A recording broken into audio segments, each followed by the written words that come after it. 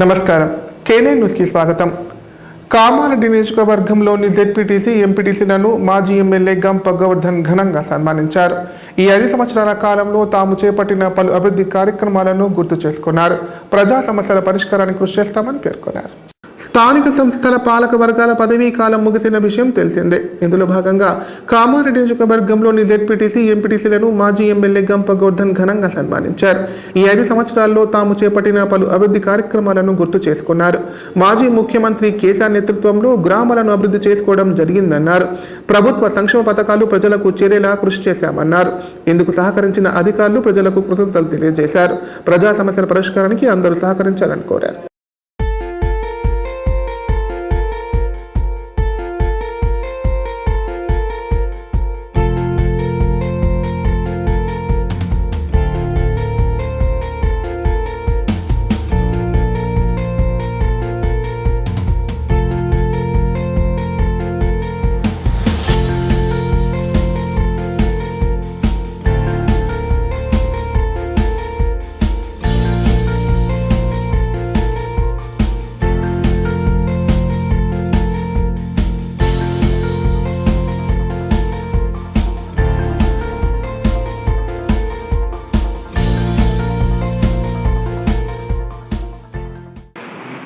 July 3వ తారీఖు వరకు మా ఎంపీటీసీల పదవి కాలం ముగిసినందున ఈరోజు మాజీ శాసనసభ్యులు ప్రభుత్వ వైపు అన్న గంప గోవర్ధన్ గారి చేతుల మీదుగా మేము సన్మాన కార్యక్రమం చేయడం జరిగింది. మాకు గత 5 సంవత్సరాల కాలంలో అన్నగారు మాకు బీఫామ్ ఇచ్చి గెలిపించుకొని ఆయన సారథ్యంలో గ్రామాలను అన్ని రంగాల్లో అభివృద్ధి చేయడం జరిగింది. ఇంత మంచి సహకారం అందించిన ప్రజలకు, అలాగే ముఖ్యంగా గంప గోవర్ధన్ అన్నగారికి మా తరఫున ఎంపీటీసీ అందరి తరఫున ప్రత్యేకంగా కృతజ్ఞతలు తెలియజేస్తున్నాం.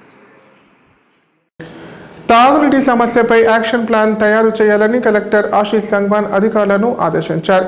అనుమతి లేకుండా భవన నిర్మాణాలు చేపట్టినట్లయితే వాటిని నిలిపివేయాలని చెప్పారు. ట్రేడ్ లైసెన్స్, ఇంటి నీటి ప్రకటనల పనులతో ఆదాయం పెంచుకోవాలని సూచించారు. కామారెడ్డి పురపాలక సంఘ భవనంలోని సమావేశ మందిరంలో కౌన్సిల్ సాధారణ సమావేశం నిర్వహించారు. చైర్పర్సన్ గడ్డం ఇందుప్రియ అధ్యక్షతన నిర్వహించిన ఈ సమావేశానికి కలెక్టర్ ఆశీష్ సంగ్వాన్ హాజరయ్యారు. మిషన్ భగీరథ నీటి సరఫరా 10 MLD బదులు 3 MLD సరఫరా చేస్తున్నట్లు బాధ్యులు సభా దృష్టికి తీసుకొచ్చారు. పారిశుద్ధ్య సమస్య, ఎంక్రోచ్మెంట్ విషయంలో అభ్యంతరం తెలిపారు. ఈ సందర్భంగా కలెక్టర్ మాట్లాడుతూ తాగునీటి సమస్యపై యాక్షన్ ప్లాన్ తయారు చేయాలని అడిషనల్ కలెక్టర్, మున్సిపల్ కమిషనర్లకు సూచించారు. పోలీస్ శాఖ సాయంతో ఎంక్రోచ్మెంట్ తీసివేయాలని చెప్పారు. అనుమతి లేకుండా భవన నిర్మాణం చేపట్టినట్లయితే నిర్మాణం నిలుపుదల చేయాలన్నారు. వర్షాకాలం దృష్ట్యా నీరు నిల్వ ఉండకుండా చూడాలని చెప్పారు.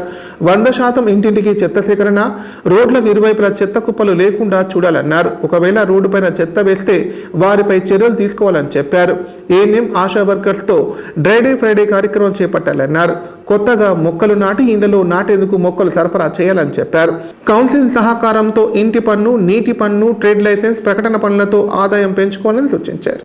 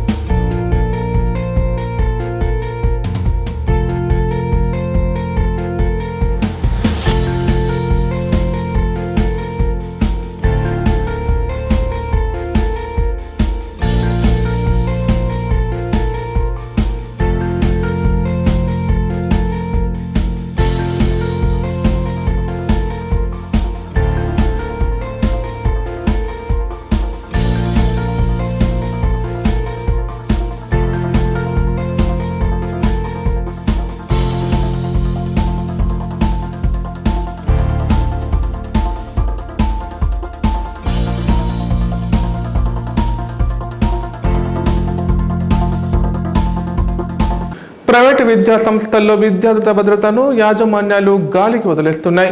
విద్యార్థులను ఇంటి నుంచి తీసుకురావడం, తిరిగి చేర్చేందుకు స్కూల్ బస్సులను ఏర్పాటు చేస్తున్నాయి. అయితే ప్రైవేటు పాఠశాలలో నడిచే బస్సులు నిబంధనలకు విరుద్ధంగా ఉంటూ విద్యార్థుల ప్రాణాలతో చెలగాటమాడుతున్న యాజమాన్యాలు పట్టించుకోవడం లేదు. కామారెడ్డి జిల్లాలోని పలు స్కూల్ బస్సుల్లో పిల్లల రక్షణకు సంబంధించి చర్యలు చేపట్టడంలో యాజమాన్యాలు విఫలమవుతున్నాయి. ఫిట్నెస్ తనిఖీ సమయాల్లో కొంత నిబంధనలు పాటిస్తున్నప్పటికీ పూర్తి స్థాయిలో భద్రతా ఏర్పాటు చేపట్టడం లేదనే ఆరోపణలు వినిపిస్తున్నాయి. జిల్లా వ్యాప్తంగా పాఠశాలలు, కళాశాలలకు చెందిన బస్సులు నడుపుతున్నట్లు రవాణా శాఖ అధికారులు తెలిపారు. అడ్మిషన్ల సమయంలో విద్యార్థుల సంఖ్యపై పెట్టే దృష్టి వారి భద్రతపై కనబరచడం లేదనే ఆరోపణలు ఉన్నాయి. విద్యార్థుల భద్రత కోసం బస్సుకు తప్పనిసరిగా ఇనుప గ్రిల్స్ ఏర్పాటు చేయాలనే నిబంధన ఉంది. పాఠశాలల బస్సుల్లో ప్రయాణించేది చిన్నపిల్లలు కావడంతో బస్సు కదిలేటప్పుడు కిటికీల నుంచి చేతులు బయటకు పెట్టకుండా గ్రిల్స్ ఏర్పాటు చేయాలి. ప్రస్తుతం జిల్లాలోని విద్యాసంస్థల బస్సుల్లో చాలా వాటికి గ్రిల్స్ ఏర్పాట్లు కనబడటం లేదు. అనుకోని పరిస్థితుల్లో ఏదైనా ప్రమాదం సంభవించి బస్సుల్లో మంటలు చెలరేగిన సమయంలో వాటిని ఆర్పేందుకు ఫైర్ ఎక్స్టింగ్విషర్లు ఉపయోగించారు. అగ్నిమాపక శాఖ నుంచి అనుమతి తీసుకొని బస్సుల్లో ఫైర్ ఎక్స్టింగ్విషర్లు ఏర్పాటు చేయాల్సిన యాజమాన్యాలు నిబంధనలు తుంగలో తొక్కుతున్నాయి. బస్సుల్లో ఫస్ట్ ఎయిడ్ బాక్సులు ఏర్పాటు చేస్తున్నప్పటికీ అందులో ప్రథమ చికిత్సకు సంబంధించి ఎలాంటి పరికరాలు ఉండడం లేదు. చిన్న చిన్న ప్రమాదాలు జరిగినప్పుడు విద్యార్థులకు ప్రథమ చికిత్స అందించేందుకు ఫస్ట్ ఎయిడ్ బాక్సులు ఉపయోగపడతాయి. వీటితో పాటు విద్యార్థులు బ్యాగులు పెట్టుకునేందుకు ప్రత్యేక ఏర్పాట్లు ఉండాల్సి ఉండగా అవేమీ ఉండడం లేదు. డ్రైవర్కు సంబంధించిన పూర్తి వివరాలు, ఫోటో, పేరు, సెల్ నంబర్ విధిగా ప్రదర్శించాలనే నిబంధన ఉంది. విద్యా సంస్థల బస్సుల్లో పనిచేసే డ్రైవర్లకు 2 సంవత్సరాలకు ఒకసారి వైద్య పరీక్షలు చేయించి మెడికల్ సర్టిఫికెట్ అందుబాటులో ఉండాలి. ఈ విషయమై యాజమాన్యాలు దృష్టి సారించడం లేదని సమాచారం. డ్రైవర్ పూర్తి ఆరోగ్యంగా ఉన్నట్టు యాజమాన్యాలు ధృవీకరించుకోవాల్సిన అవసరం ఉండగా అవేమీ పట్టించుకోవడం లేదు. బస్సు డ్రైవర్ల వయసు 50 సంవత్సరాల లోపు ఉండాలనే నిబంధన ఉన్నప్పటికీ అంతకు పైబడి వయసు ఉన్నవారు బస్సులను నడుపుతుండడం గమనార్హం. అలాగే హెవీ డ్రైవింగ్ లైసెన్స్ కలిగి ఉండి 5 సంవత్సరాల అనుభవం ఉన్న వారినే డ్రైవర్లుగా నియమించుకోవాలనే నిబంధన ఉన్నా యాజమాన్యాలు ఈ విషయాన్ని తేలికగా తీసుకుంటున్నట్లు తెలుస్తోంది. పాఠశాల నుంచి బస్సులు 30 కిలోమీటర్ల లోపు ప్రయాణించాల్సి ఉండగా అంతకంటే ఎక్కువ దూరం విద్యార్థులను తరలిస్తున్నారు. స్కూల్ బస్సులో తప్పకుండా ఒక టీచర్ ఉండాలన్న నిబంధన కూడా యాజమాన్యాలు పాటించడం లేదు.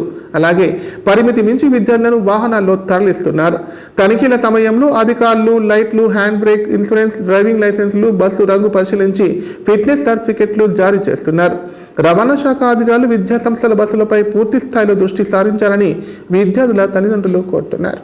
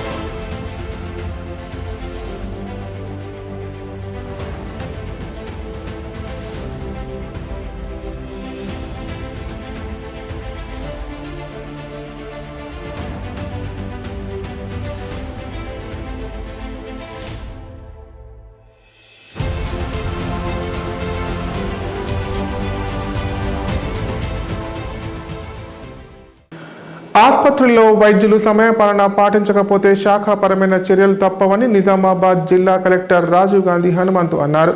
ఆసుపత్రులలో వసతులు మెరుగుపరిచి రోగులకు సరైన వైద్యం అందించాలన్నారు. పాఠశాలలో విద్యార్థులకు నాణ్యమైన విద్యతో పాటు వసతులు కల్పించాలని చెప్పారు. శుక్రవారం వర్ణి మండల కేంద్రంలోని ప్రభుత్వ ఆసుపత్రి, సత్యనారాయణపురం, శ్రీనగర్ గ్రామాల్లో అమ్మ ఆదర్శ పాఠశాలలో అభివృద్ధి పనులను నిజామాబాద్ జిల్లా కలెక్టర్ రాజీవ్ గాంధీ హనుమంతు పరిశీలించారు. జిల్లా వ్యాప్తంగా ఆసుపత్రుల్లో వైద్యులు, నర్సులు ఆసుపత్రి సమపాలనకు పాటించడం లేదన్న ఫిర్యాదులు అందాయని, వెంటనే అలాంటి వారిపై చర్యలు తీసుకోవాలని జిల్లా వైద్య ఆరోగ్య శాఖ అధికారికి సూచించారు. ఆసుపత్రిలో వసతులను మెరుగుపరచాలని, రోగులకు సరైన వైద్యం అందించాలన్నారు. వర్ణి ప్రభుత్వ ఆసుపత్రిలో వైద్యులు సమయపాలన పాటించడం లేదని, రోగులకు సరైన వైద్యం అందించడం లేదని స్థానికులు కలెక్టర్కు ఫిర్యాదు చేశారు. 24 గంటల ఆసుపత్రిలో మధ్యాహ్నం 2 తర్వాత ఏ ఒక్క డాక్టర్ కూడా ఉండటం లేదని, అత్యవసర వైద్య సేవలు అనవసరం ఉంటే నిజామాబాద్ వెళ్లాల్సిన దుస్థితి ఏర్పడిందని కలెక్టర్కు చెప్పారు. ఈ విషయంలో విచారణ చేసి బాధ్యతలపై చర్యలు తీసుకోవాలని జిల్లా వైద్య ఆరోగ్య శాఖ అధికారికి కలెక్టర్ ఆదేశాలు జారీ చేశారు. పాఠశాలలో విద్యార్థులకు నాణ్యమైన విద్యతో పాటు వసతులను కల్పించాలన్నారు. అమ్మ ఆదర్శ పాఠశాలలో అభివృద్ధి పనులను త్వరితగతిన పూర్తి చేయాలని సూచించారు.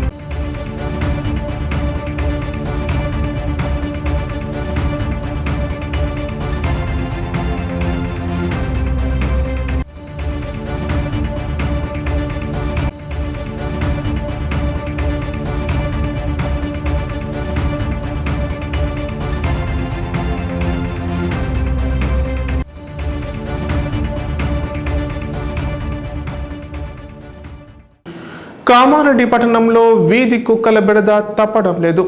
రోజుకు 2-3 గాయపడుతూనే ఉన్నారు. వీధుల్లో నడుచుకుంటూ వెళ్లిన వ్యక్తులు క్షేమంగా ఇంటికి వచ్చే పరిస్థితి కనిపించడం లేదు.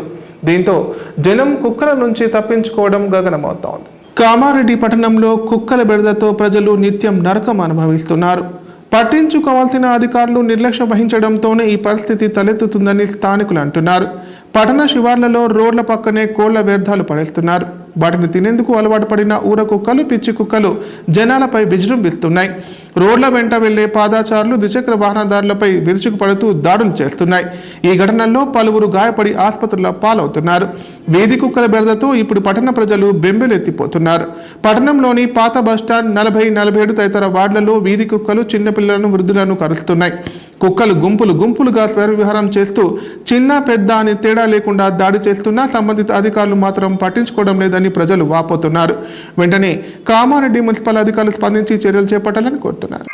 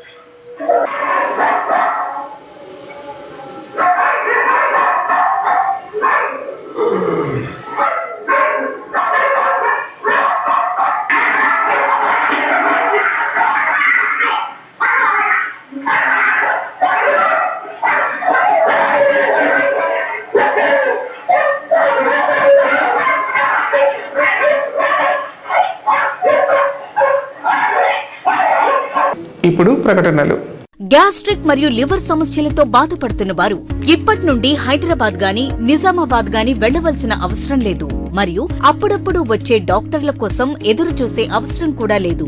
ఎందుకంటే ప్రతిరోజు 24/7 మన కామారెడ్డిలోనే అన్ని అత్యాధునిక సౌకర్యాలతో అడ్వాన్స్డ్ టెక్నాలజీతో మొట్టమొదటి ఏకైక వేద gastro liver care hospital Dharamshala వెనకాల జనని హాస్పిటల్ ప్రక్కన ప్రారంభించి వైద్య సేవలు అందిస్తున్నారు. ఈ హాస్పిటల్లో హైదరాబాద్ కార్పొరేట్ హాస్పిటల్లో చేసేటటువంటి గ్యాస్ట్రో మరియు లివర్ కు సంబంధించిన అన్ని రకాల చికిత్సలు చేయబడును మరియు ప్రతిరోజు ఎండోస్కోపీ, కొలనోస్కోపీ ద్వారా పరీక్షించి సలహాలు మరియు చికిత్సలు చేయబడును. కడుపులో పుండు వంటి సమస్యలకు నాణ్యమైన చికిత్సలు అందించబడును. వేద gastro liver care hospital Dharamshala వెనకాల జనని హాస్పిటల్ ప్రక్కన కామారెడ్డి. Phone number 8006000330. ఇప్పుడు సంక్షిప్త వార్తలు.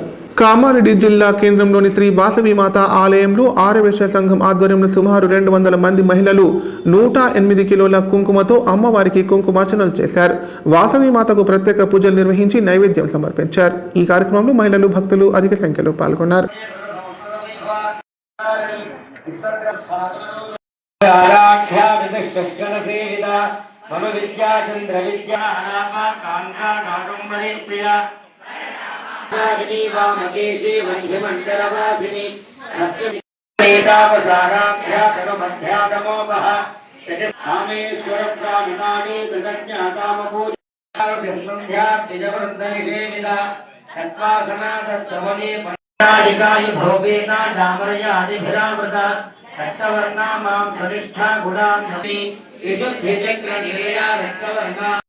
ప్రవర్తని ఛందస్నరోగణి జన్మ మృత్యు జరా దత్త జన విశ్రాంతర్యామిని సదేక్షణ కరంజ్యోతి పరంధామ పరమాణు పరాత్పర సామర్థ మాతృకా వర్ణరూప ప్రియసాక్షిణి.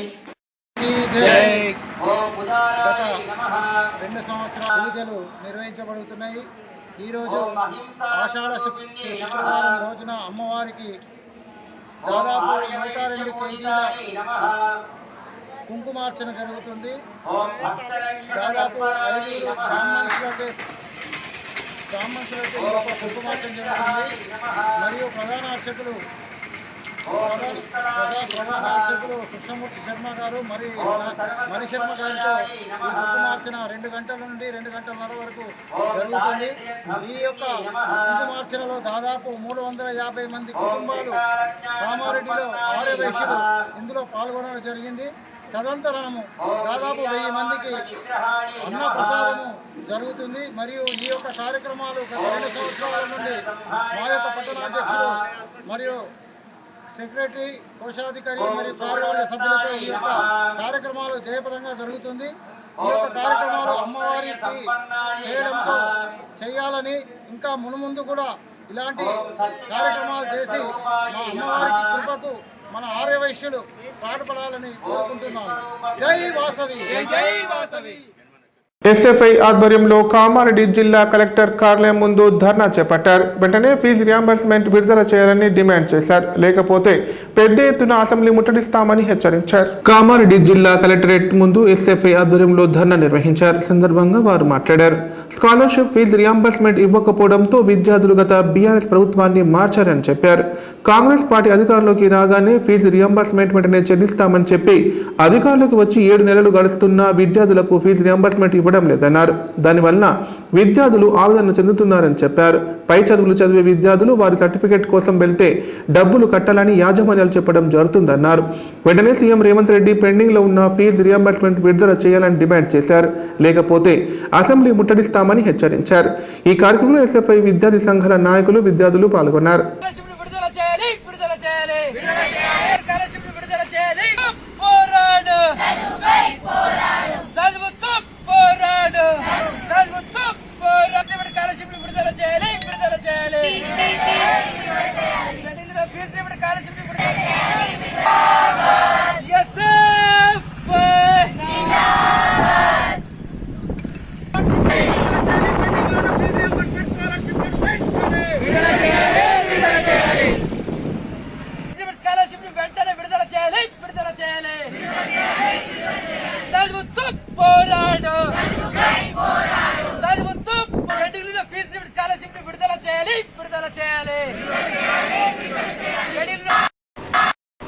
కామారెడ్డి జిల్లా కేంద్రంలోని కలెక్టర్ కార్యాలయం ముందు భారత విద్యార్థి ఫెడరేషన్ SFI ఆధ్వర్యంలో ధర్నా నిర్వహించడం జరిగింది.